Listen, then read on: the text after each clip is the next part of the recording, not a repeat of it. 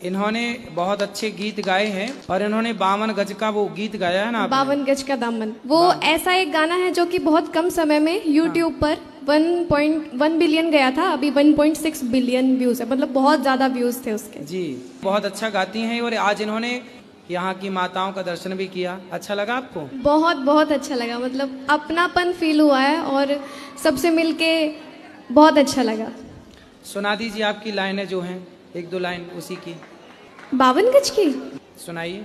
अपना रूप रंग सजाऊं, मेहंदी हाथा में लगवाऊं, पायल कंगड़ भी मंगवाऊं, फिर नीर भरण में जाऊं, घूंघट काना सा काढूं ना कसर घालूंगी, 52 गज का दामन पहर मटक चलूंगी, 52 गज का दामन पहर मटक चलूंगी। अंदरे पूर्ण परमात्मा की भक्ति और अंतःकरण से यानी भावना के साथ, सच्ची लगनता उमंग के साथ, आंखों में कभी आंसू आते हैं, कभी उसकी महिमा सुन करके गदगद हो जाता है। तो इस तरह जो भक्ति कर रहा, जो उसको आनंद है, देवताओं के राजा इंद्र को भी वो सुख नहीं है जो उस भक्त को सुख है। क्या बताते हैं? पूर्ण ब्रह्म रते अविनाशी, जो भजन करें गोविंद रे, भाव भक्ति जा हृदय होई, क्या कर है सुरपति इंद्रे। इंद्री कर्म न लगे लगारम, जो भजन करे निर्द्वंद रे, गरीबदास जग कीर्ति होगी, जब लग सूरज चंद्रे। भक्ति करने का देख किस प्रकार का प्यारा तरीका बताया है। अब जब भक्ति में भगत की आस्था हो जाती है तो उसने फिर ये बकवाद अच्छी नहीं लगती। जो संसारिक चोचले होते हैं, नाचना गाना डीजे बजाना है, फिर ये मेहंदी लाना तिलक लगाना, मुंह पर होठों पर लगाती बहन बेटियां बिंदी लाल ये नेल पॉलिश वगैरह लगाती, ये तो इस काल का एक भूल भुलैया है। और जिसकी भक्ति में रुचि होगी तो अच्छे ना लगे, कति दूसरा लाओगा वो भी नहीं होगा, कति बावड़ा है बता के सांग काट रहा है। परमात्मा ने कि ये मनुष्य शरीर बनाने में कसर छोड़ रखी थी और हम इस पर ये ला के ऊपर नीचे मेहंदी बूंदी इसको के बना देंगे। मालिक ने जो दे रखा है ये अनमोल रत्न है हमारे पास, इसका ऊपर और लटरम पटरम करना परमात्मा का भी हम इंसल्ट कर रहे हैं। तो क्या बताते हैं कि इंद्री कर्म ना लगे लगारम, जो भजन करे निर्द्वंद रे। ओहो, निर्द्वंद भजन करते हैं, उन या अच्छे ना लगे, उनको समय ना मिला ये बकवाद सोचने का देखने का, को नाचे कूदा। मान ले कि ब्याह में जाना पड़ जाता, हम भी जाते थे, अब तो पांडा छुटवा दिया भगवान ने, पीछा छुट्या। अब जब जाते थे इस मार्ग से पहले जाते थे और फिर जाते थे, दिन रात का अंतर हो गया। अब वहाँ जो भी वह कुछ बातें करते थे हमने कति नहीं अच्छी लगा करती, और पहले हम उससे सुर में बोलिया करते, और वो गाने बजाने हमने कति अच्छे नहीं लगे। इसे लागे थे देख कति भे भगवान जुलूस काट रहे, बाण बेटियां भी नाचे, रंडी नाचा करती पहले राजाओं के पास जाके। आज अच्छे घरों की लड़कियां भी और श्रेयाम गली में डांस करती है, देख कितना गिर गया सतर इंसान का। तो पहले इस भक्ति मार्ग से, इस ज्ञान से तब ये रीसेट होगी, पहले वाली सभ्यता फिर आवेगी। आदमी भी नाचे, बेटी ने नाचे, बाप ने नाचे, अरे थारा नाच चाहिए, कड़ा जुलम हो गया है। और फिर इज्जत के ठेकेदार बने रहते हैं, सत्संग में तो नहीं जा करते, हम तो अच्छे घर की बेटियां हैं, और वो सरेआम जुलूस काटने लाग रहे तुम। तो ये सब बुराइयां आप पर छूट जाएंगी। कैसे छूटेंगी? इंद्री कर्म न लगे लगारम, जो भजन करे निर्द्वंद रे। निर्द्वंद है, सुबह उठते ही मंगलाचरण करे, फिर एक जोटा मंत्र का, पहले मंत्र का मार देते, 10 हुए 20 हुए 5 हुए जितनी हो, और घने हो जाए तो और घना बढ़िया सारे कर ले, नहीं तो जल्दी स्पीड नहीं खींचा अपना, चाहे 10-15 मंत्र हो जाए। आपकी आत्मा मन आसानी से जितना कर सकता है सुबह मंत्र कर लीजिए, 2 कर ले, 4 कर ले, 10 कर ले। फिर कोई काम और याद आ जाता है, उठ कर अपना वो कर ले, नित नियम करे, जो सुबह नित नियम दिए जाते हैं। फिर अपना काम धंधे में चला जा, तो सिमरण, फिर सांस का सिमरण शुरू करता चला जा, जैसे जहाँ से जहाँ तक आपने जाना है 1-2 घंटा लगता है, तो उस दौरान मालिक को याद करता जाए। फिर असुर ने कंदर रमेणी का समय हो जाता है, उसके दौरान फिर भक्ति करे, अपना काम भी करता रहे। शाम में फिर संध्या आरती होगी, फिर सिमरन करे। सोने से पहले बैठ कर एक नियम बना ले, सोने से पहले हमने 10 मंत्र करके सोना है, पहले मंत्र के, और बाकी 1 माला 2 माला जितनी तुम्हारा समय अलाउड करे, तो सांस वाले की भी करके सोए। और कई बार ऐसा होगा सोते सोते फिर सिमरन शुरू हो जाएगा, रात में भी सुमरन चलेगा आपका, वो भी लेखा होगा। तो यहाँ क्या बताते, फिर उस व्यक्ति ने, उस भगत ने ये बकवाद करने की बस फुर्सत ना मिला। इंद्री कर्म ना लगे लगारम, जो भजन करे निर्द्वंद्रे, गरीबदास जग कीर्ति होगी, जब लग सूरज चंद्रे। अब आप अच्छी भक्ति करोगे, बुराई छोड़ दे। से पहले शराबी शराब पीवा था, शराबी शराब पीते थे, अपने घर पैसों का नाश करता था, इज्जत का नाश करे था, और फिर घरवाली की देही तोड़े सांझ ने उसका नाश करे। और ईब उसने शराब छोड़ दी, पैसा बच गया, इज्जत बच गई, और भक्ति मिल गई, और दुनिया शराब है। और पहले आम व्यक्ति भी गाली देता कि नाश करे, निकम्मा आदमी है, शराब पीता है। और आज उसने दुनिया प्रशंसा करती है, भाई ये तो मनुष्य बन गया, इसने तो एकदम परिवर्तन कर लिया, देश का घर भी बस गया, बच्चे भी सुखी हैं, आप भी सुखी है, सत्संग में जाता है, कल्याण करवाता है। तो इस प्रकार सत्संग से ही, परमात्मा के सहारे से ही ये जीव उभरेगा, और इसका कोई विकल्प नहीं है। तो यहाँ कहते हैं गरीबदास जग कीर्ति होगी, जब लग सूरज चंद्रे। आप सतलोक चले जाओगे,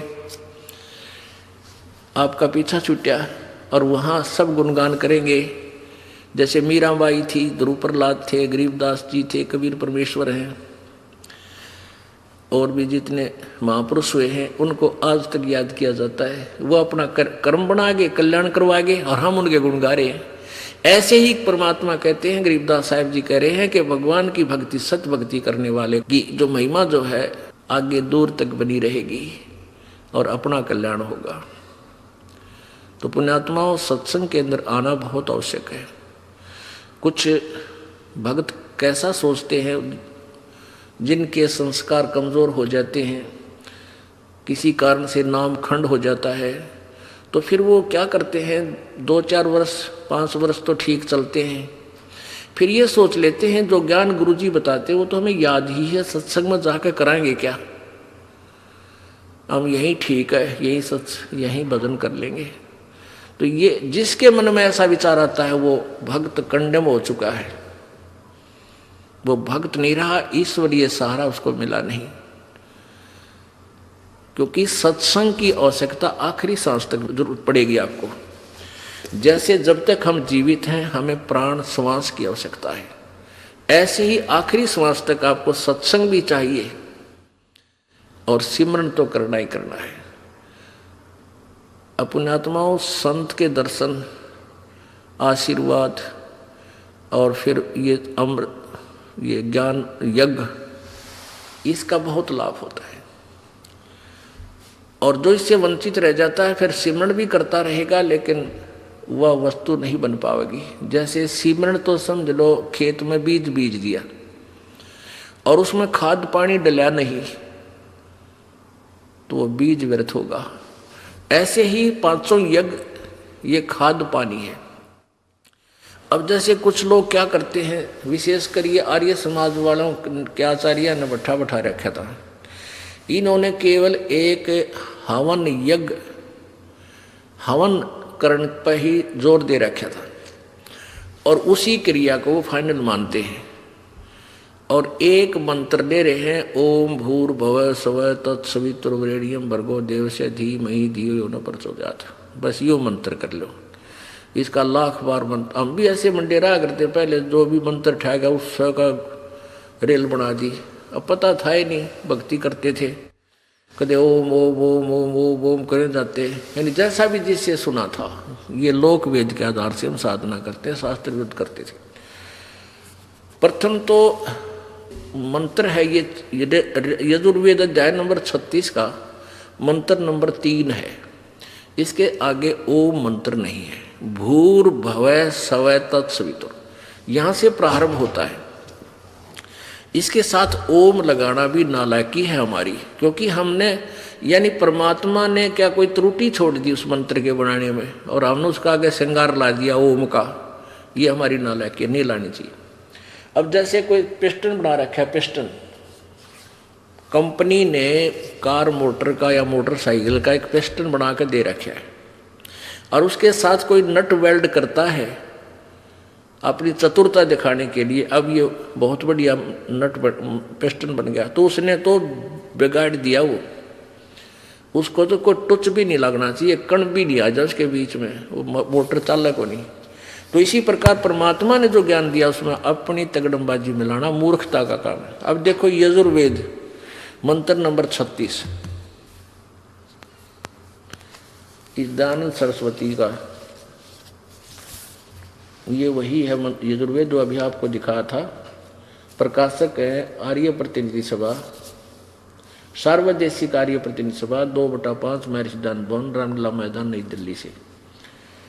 इसके अध्याय नंबर 36 के ये देखिएगा, अध्याय नंबर 36 60-300 यानी 6-30 60-30 अध्याय आरंभ। इसका ये तीसरा मंत्र यहाँ पर है, ये मंत्र नंबर 3 है।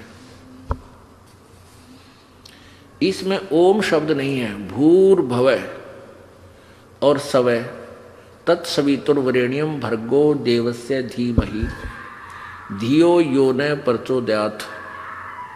इसमें कितना ओम मंत्र नहीं है।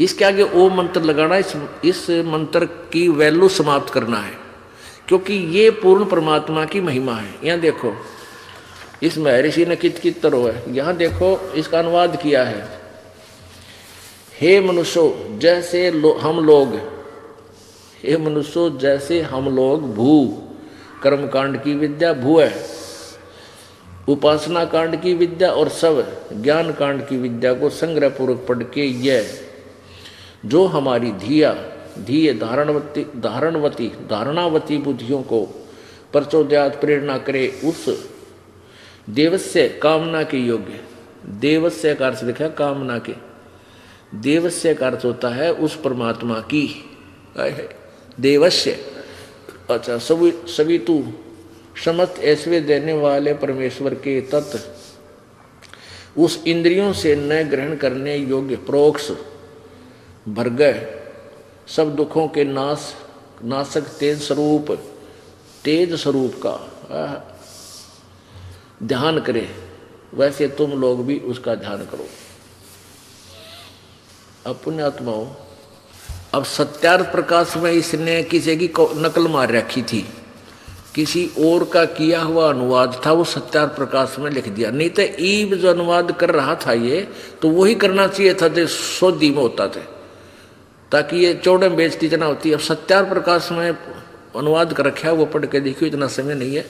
उसमें कुछ और ही लिख रखा है। उसमें लिखा है कि ये 3 मंत्र भूर्भुवः स्वः, ये तो आरंक तैतरीय के लिए रखे, तैतरीय आरंक से।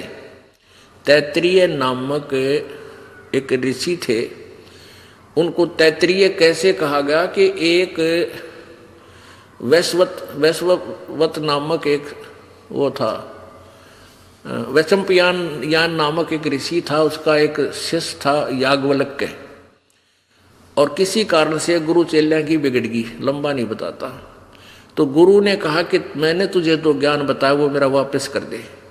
तो उस याज्ञवल्क्य ने वो उल्टी कर दी उस ज्ञान की। कहते हैं वो रक्त युक्त उल्टी बाहर पड़ी थी, वो उन पक्षियों ने यानी चुग ली, दूसरे उन चेल्या ने खा ली, और उससे जिसने वो तैतरीय जिन्होंने वो ज्ञान उससे उल्टा किया हुआ ज्ञान ग्रहण किया था, उल्टी कराया हुआ, तो जिन्होंने वो ग्रहण किया उनको तैतरीय कहने लगे उनके अनुयायियों को। तो उस तैतरीय आरंग के उस उल्टी किए हुए ज्ञान को ग्रहण करने वालों ने आगे जो अपनी सोच के वो शास्त्र लिखे, उनसे दयानंद जी ने ग्रहण किया यो अब ये 33 आरंक के ये 3 शब्द हैं।